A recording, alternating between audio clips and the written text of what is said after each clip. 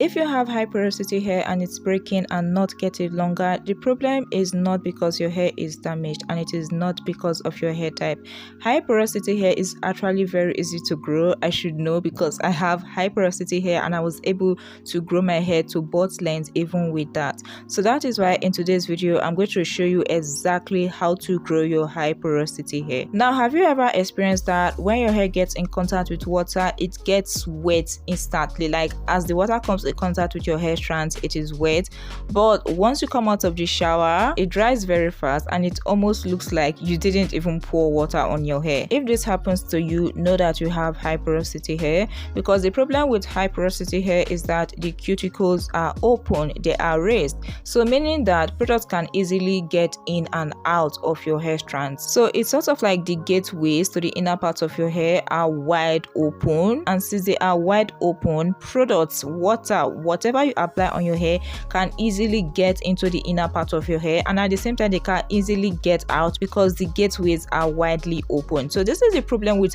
high porosity hair. So that is why when it comes in contact with water, instantly in seconds everything is drenched, it gets wet, because the water has rapidly been absorbed or has rapidly penetrated into your hair shaft because the gateways are open. And this is the same reason why immediately you come out of the shower, your hair dries very fast, because that same product or that same water is rapidly escaping from your hair shaft or from the inner part of your hair because the gateways are open. So this is basically the problem with high porosity hair. So you would notice that sometimes even if you moisturize your hair can be soft today after moisturizing, and a few hours later it is dry, or the next day it is dry, and it will almost feel like you didn't even apply any product with your hair. It is not your fault, and it is not the problem of the products, it is because of the porosity of your hair. And this is also one of the reasons why high porosity hair is prone to breakage, because if your hair can't retain the moisture, it means that it will almost always be dry, and dry hair is always at risk of breakage. So you may notice that your hair may be breaking faster or more than usual if you have high porosity hair, especially if it can't retain moisture. But at the same time, this doesn't automatically mean that your hair is damaged, because some people think that if you have high porosity hair, it means that your hair is damaged.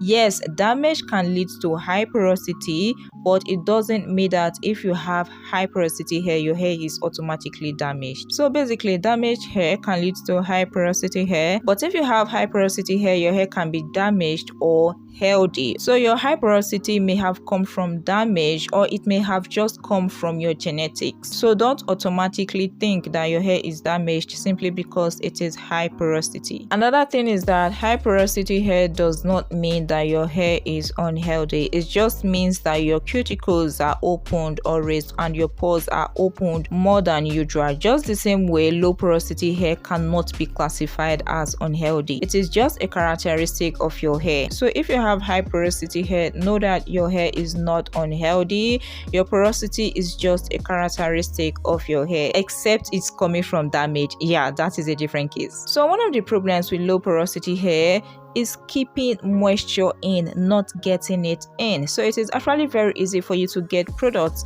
or moisture into high porosity hair, because like I said, the pores are open. So once you apply the product, in seconds it has penetrated into your hair shaft. But the problem is now keeping it in your hair strands, in your hair shaft, so that it doesn't evaporate from your hair. And that is why the first tip I'm going to give you guys in today's video when it comes to growing high porosity hair is to moisturize using the LCO method. So always make sure to layer your products whenever you are moisturizing your hair if you have high porosity hair. So in LCO method, the L basically stands for liquid or water, the C stands for cream or some sort of heavy butter, while the O stands for oil. So you're going to moisturize with your leave-in conditioner, your cream and all of that before layering and sealing with your cream and your oil. So when you layer your products like this, when you are moisturizing your high porosity hair, it makes it easier for the products to stay in your hair because you are sealing the moisture in with an extra product compared to when you just apply something like a moisturizer or like a leave-in conditioner on your hair without sealing it in. It will be very easy for the product to evaporate out of your hair. But if you seal it with an extra product like a hair oil,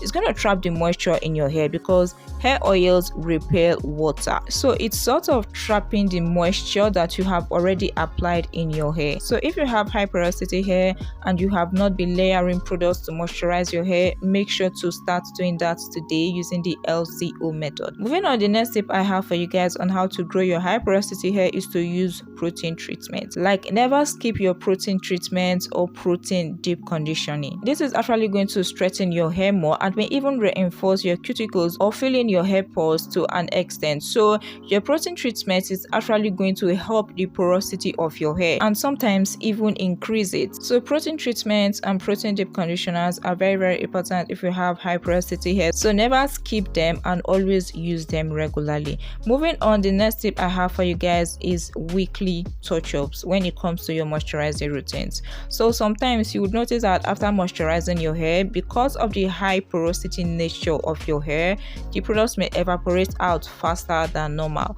Now when this happens, it is okay for you to touch up. So after your normal regular moisturizing routine and you notice like maybe 3 days later or 4 days later that your hair is becoming dry or your hair is now fully dry, you can go ahead to touch up. And the frequency of these touch ups is going to depend on how high porosity your hair is and how fast your hair gets dry. So the faster your hair gets dry, the more often you may have to be touching up when it comes to your moisturizing routines. Another thing you want to do if you have high porosity hair is to wash your hair only when necessary.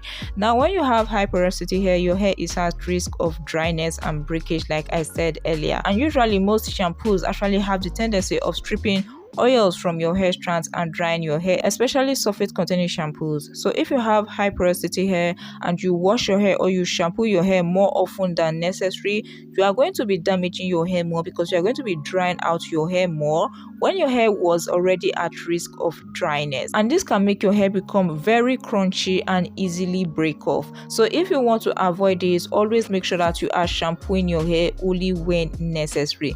Limit your shampoo routines to only when necessary. Another thing is that there is reduced risk of buildup compared to if you have, example, low porosity hair, because for low porosity hair it is difficult for products to get in, but when they get in, they stay in, so products can easily build up there.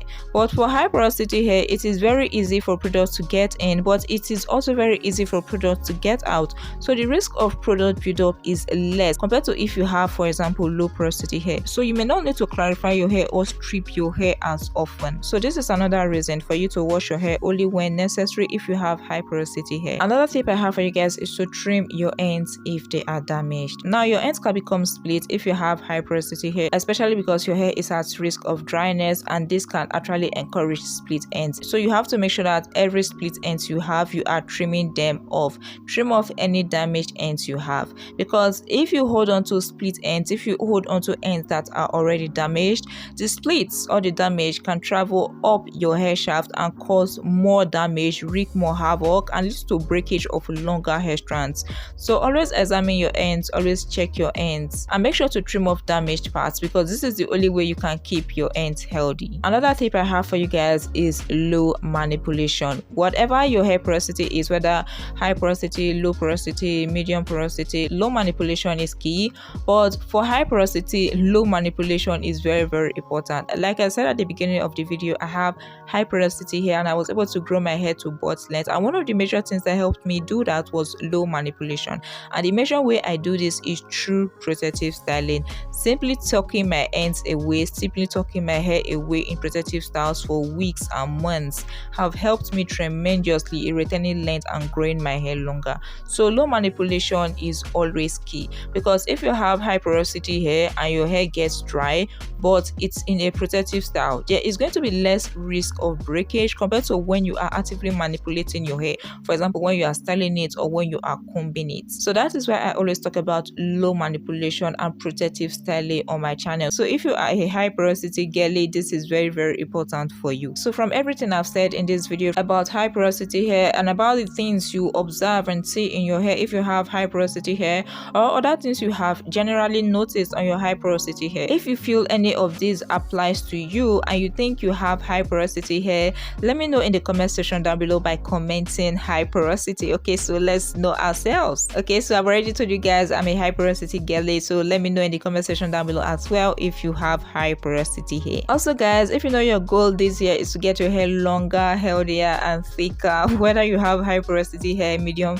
porosity hair or low porosity hair, and you want a detailed step-by-step guide that is going to help you achieve that, then the ultimate hair growth guide is your go-to. This is my hair growth ebook and it contains literally everything you need to transform your hair, including a step-by-step daily hair growth routine, the hair growth products you need, hair growth secrets, and so much more. Like, the ebook is literally packed. So if you know that your goal this year is to transform your hair, make sure to get your copy now. It is linked down in the description box below. So yeah guys, that is it for the tips I have for you on how to grow high porosity hair.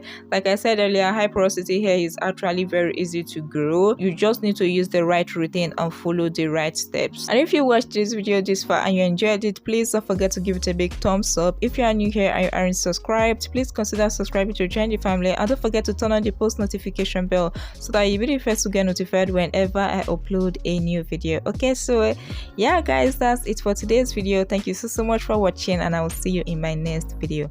Bye.